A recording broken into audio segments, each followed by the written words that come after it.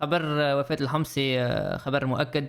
الله يرحمه، ادعوا له بالرحمة إن شاء الله. ربي يرحمه إن شاء الله، ربي يغفر له. ويا ريت الكلكم موجودين في البث الكل ادعوا له بالرحمة، الناس الكل تترحم عليه، فرصة باش نترحموا عليه. وأنا ما بقى كان نقول لكم الأولاد باش تسكر اللايف، متقلق. إن شاء الله نتلاقاو شي غدوة ولا بعد غدوة، معرفش وقتاش نعاود نرجع نحل لايف.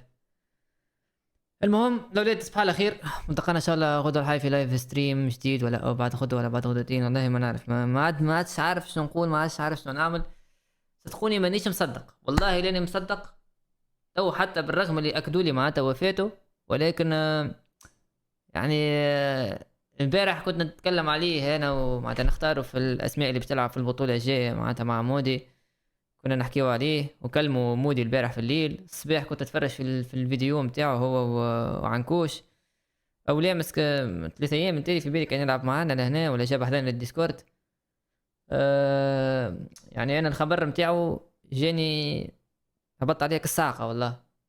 الله يرحمه، تصبحوا على خير الاولاد.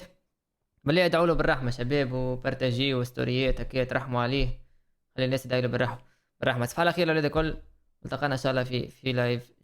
بصور لكم الفيديو ده بعد ما جالي الخبر واتأكدت منه. الحمص صراحة كان شخص غالي عليا جدا، ويعتبر كان سبب بعد ربنا في ان انا اكون موجود معاكم دلوقتي. في البداية صراحة لما بدأت طلبت منه انه يصور معايا، وبصراحة ما تأخرش عني. تحسه كان دايما بيحب الخير لغيره، وربنا كان جعله سبب في رزق غيره. واتوقع برضه انه كان سبب في ابتسامتك في يوم من الايام. فتقريبا ده الوقت المناسب ليا وليك باننا نرد له الجميل ده، باننا بس ندعي له. بالفعل خبر وفاة الحمصي صحيح، وده في الاول وفي الاخر مصير كل واحد فينا، مفيش اعتراض طبعا على امر ربنا. ويمكن خبر وفاته توعية لينا كلنا عشان نرجع عن الغلط اللي بنعمله في حياتنا، ونرجع تاني لطريق ربنا. في النهاية حابب اقول ادعوا له بالرحمة، ويا ريت اي حد ليه عنده حق او زعلان منه يدعي له بالرحمة. في الاول وفي الاخر مفيش حد فينا معصوم عن الغلط، ويا عالم ممكن بكرة الدور يكون علينا. عليكم شباب، كيفكم؟ شو اخباركم؟ ان شاء الله تكونوا بخير. طبعا مثل ما شفتوا امبارح بالليل في خبر وفاة اليوتيوبر الحمصي اللي كلياتكم بتعرفوه، واكيد متابعين قناتي كلهم بيعرفوه. كثير ناس مصدقين هذا الشيء، وفي كثير ناس مكذبين هذا الشيء، لهيك انا عملت هذا الفيديو. للاسف يا شباب وللاسف الشديد هذا الخبر صحيح 100%. والله بصراحة يا شباب شيء يحزن كثير كثير كثير، لكن هي الحياة.